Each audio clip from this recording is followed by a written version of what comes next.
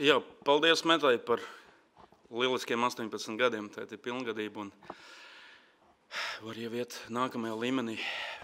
Pilnveidoties kā klubs. Tie visi cilvēki, kas atnāk uz klubu, gribētos, lai viņi visi arī paliek un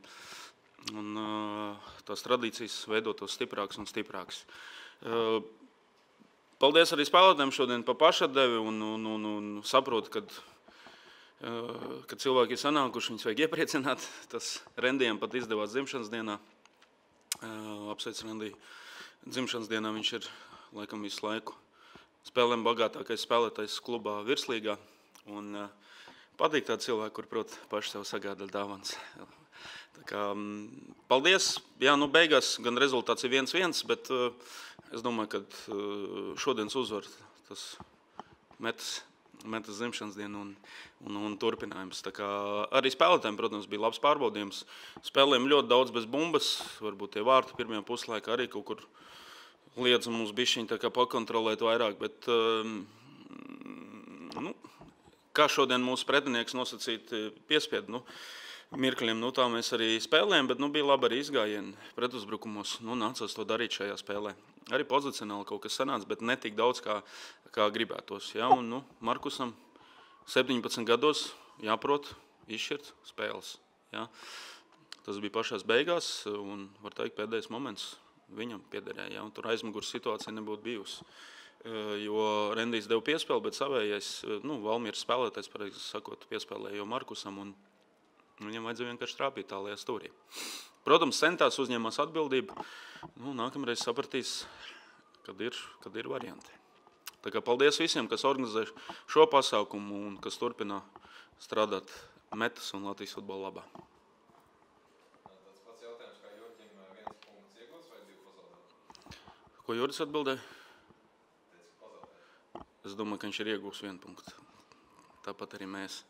Jā, tur, man liekas, tie sitieni rāmī vispār nebija tik daudz, lai varētu sapņot par iegūtiem kaut kādiem vairākiem punktiem. Un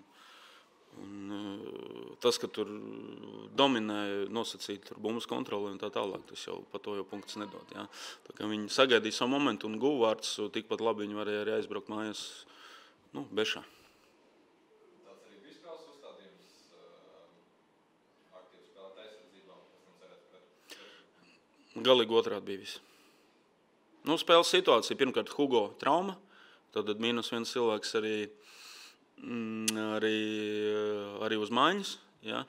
Nācās laist ārā spēlētāji jau pašā spēles sākumā. Tas nedaudz ierobežo arī pie pauzēm, kad maiņas vajag veikt. Un gribējām spēlēt aktīvi augšā, bet sanāca tā, kad maiņa, kurā 3. minūtē, tur, kamēr izlaidām, bija 6. 7. Pa to laiku pretinieks jau iegūs bija teritoriālo pārsvaru. Tad jālauž vienkārši spēles gaita. Tas izdevās labā uzbrukumā, kur Rendijs guva vārdus. Un pēc tam jau rezultāts spiež, viss pārējais spiež, grib sagādāt prieku viens otram un kaut kur neizturējām līdz galam. Kas bija tas dusmu izvedums otrajā puslaikā vidū sākumā?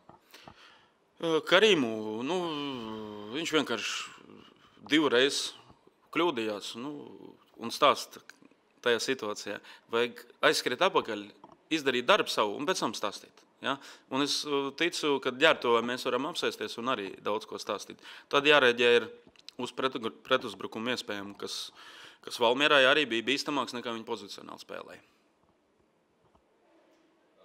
Kā ir situācija ar Hugo, ja esi tik nopietni? Izskatās, ka būs kāds laiciņš. Jāskatās izmeklējumi, jātais ir.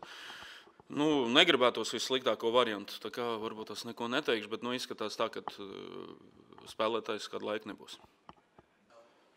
Pirmkārtām apsveicu Metu viņa jubilejā, viņa pilngadībā, teiksim tā, ja varētu teikt tā. Tad es gribētu, lai katru dienu ir šādas dzimšanas dienas, katra spēle ir šādas dzimšanas dienas, jo atmosfēra bija fantastiska, un paldies līdzjutējiem, gan mūsējiem, gan Metas. Ja. Tas viss, kas notika apkārtā laukumam, bija ļoti futbolistiski un ļoti, ļoti skaisti, jo tādas emocijas ir jābūt, un es domāju, ka spēle arī nelika vilties. Bet ja pa pašu spēli mēs sākam runāt, tad principā Es saprastu, ka arī viena spēle, kā pret Grobiņu, ka mēs vienkārši neiet bumbu vārtos un mēs izpildām 30 pāris sitienus un bumba neatrod ceļu vārtos kaut kur neveiksmīta, bet ja tāda mums ir 5. vai 4. ja es tā negribu tagad, tad ir grūti man kaut ko teikt. Ejam mēs atrāvienā principā gan izdarītajos sitienos, esam augšā tur gan presingā augšā, augstāk laukumā pārtertajās bumbās, nopresingotās bumbās, gan centrējumos, lai cik tas nebūtu, ja mēs paskatāmies statistiski esam augšā. Visur mēs esam augšā, bet punktu ailītē, tad, diemžēl tas nekādu labumu nenes, un mēs tomēr esam punktu biznesā, ja var tā teikt, tad punkti ir jāvāc. Bet tā tas ir mūsu komandai, ja redz gandrīz katru spēli, izņemot pret RFS un Rīgā naudu, kaut kur mēs esam, mums ir jāuzlaiž uz zemais bloks, mums ir jādomā par to, kā pārslēgties no uzbrukuma uz aizsardzībām, lai pretiniekam nedot iespējas. Mums ir grūtības, un mēs esam komandā, kurai nav tik vienkārši, tā kreativitāte nav tik augsta, lai mēs uzlaustu tik ciešus un tik kompaktus zemos blokus, un mums tas ir jādara katru spēli, un es uzskatu, ka kopumā mēs kā komanda piespiežam tās komandas spēlēt ar mums to zemo bloku, un principā tās visas spēles dominējam. Jā, un grūti man prasīt ir pārmest kaut ko čaļiem, viņi dara visu, viņi atdod visus spēkus, bet bumba kā neiet vārtos, kā neiet, tā kā mazliet nolādēt mēs kaut kur esam, jo šādās spēlēs ir, principā jau 13. minūtē tā Džibril Geja epizode, kur bija, man liekas, 2. epizode tāda, kur bija jāgūst vārtu, un mums katra spēle tādas ir, viņš no vārta priekš šaisit garām tukšiem vārtiem,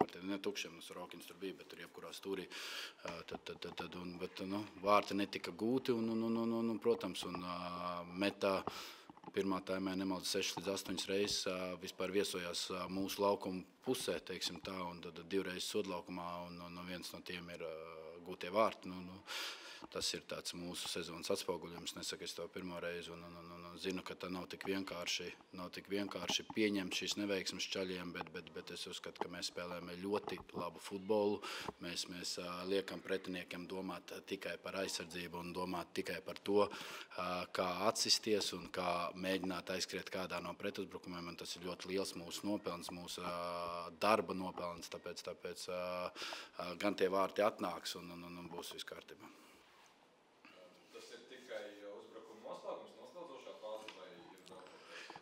Kaut kur, zin kā, epizodes ir dažādas, ir gan noslēdzošajā fāzē, ja mēs esam uz džipa momentu, kaut vai pieminot vienu momentu, gan arī pirmspēdējās piespēles, teiksim, tā atrašanas pareizes lēmumu pieņemšanas fāzē, un tā ir tā lieta, kas mums ir jāstrādā, mums ir nav vienkārši to uz tādām lietām, tas ir visgrūtākais, kas futbolā principā ir, un teiksim tā, un mēģinam to sakārtot, runājam ar to, strādājam ar to, bet diemžēl, kā jau teicu, vārti nenāk, bet kopumā esmu apmierināts ar to, kā mēs spēlējam, kopumā esmu apmierināts ar to, kā mēs kontrolējam spēles gaitu, protams, gūtie vārti. Mēs jau atkārtošos atnāks.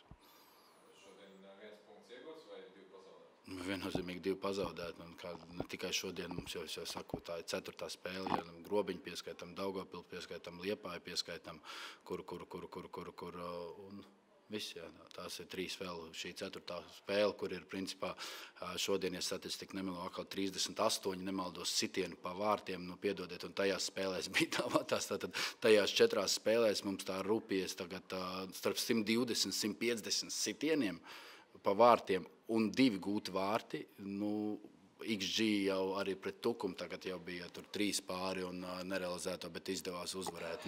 Piedodiet man, tā ir konkrēta dominants pār jebkuru pretinieku, un mums komanda ir jauna, uzskatu vēl, un līdz ar to nav viegli uzlaukt tos zemos blokus. Un sevišķi uz šiem mākslīgā seguma laukumiem, kur ir lēni laukumi, arī pie mums Valmierā, mēs visi mūsu mākslīgā seguma laukumos esam arī Hansā, tad ceru, ka zaļie laukumi nāks un komandai tad to būs izdarīt vieglāk, jo uztaisīt spēli, lai mēs dominētu, mēs esam panākuši, un nevienam nav viegli ar mums spēlēt, un tāpēc lieliem atkal tur mums ir vairāk brīvās zonas, viņi mēģina spēlēt Rīga un RFS, un tad tur mums ir vairāk, kur ieskrieties. Tur atkal mums ir vienkārši spēlēt mākslīgā seguma laukumos, pieņemsim pie mums Valmierā.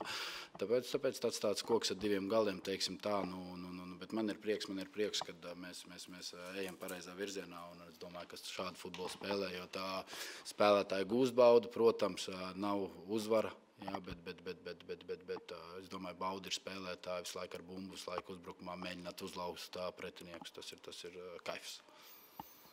Kas nepatīk Renāra Varslavas sniegumam? Renāram man bija pa otrā spēle, viņam laba iepriekšējā spēle, tiešām laba, un pēc 3 dienām Renārs ir diezgan daudz izlaidis, ne tikai jau šajā sezonā, bet arī iepriekš, un ļoti maz kontaktā viņš bija, ļoti daudz arī bumbas pazaudēja, un bija, teiksim tā kā man arī likās, ka viņš varētu būt mazliet tā kā pazaudējies 3. dienu pēc kārtas spēlējot, un bija man domas starp Karabenko un Varslavānu šodien, bet gribējās paskatīties, kā mums pēc tās tukuma spēles, vai mēs tiešām pārņemsim to bumbu arī tik vienkārši, kā tas bija tukumā savā rīcībā, jo tas ir labs trīnieks ar spēlē ar bumbu, un tā arī izdevās, bet bija kaut kur Renārs kritārā, un līdz ar to nolēmām viņu puslaikā nomainīt. Kādu vēstījumu var nodot pirms spēles pret RFS? Lai viņi brauc uz Valmieru, mākslīgās seguma laukums būs, vēl nav daliņš gatavs, viņam 2 spēles tagad uz zaļā laukuma, kādu vēstījumu tur braukt. Valmierā nevienam nav viegli, jūs to zinat, un mēģināsim spēlēt futbolu, mēģināsim viņus mazliet pārsteigt, un man liekas, mēs esam vienīgā komanda, kuriem viņi zaudējuši šajā sezonā, un es domāju, ka viņi brauks ar domu uzvarēt, jo viņiem jau mūsu čempionu gadā, vai pagājušā gadā viņi bija, man liekas, vienīgā komanda bija, kur neuzvarēja mūsu Valmieru, vai šitas vai iepriekšējais gads. Tāpēc es domāju, ka viņiem tas ir sava motivācija to izdarīt, mums atkal ir sava motivācija paturpināt to sēriju.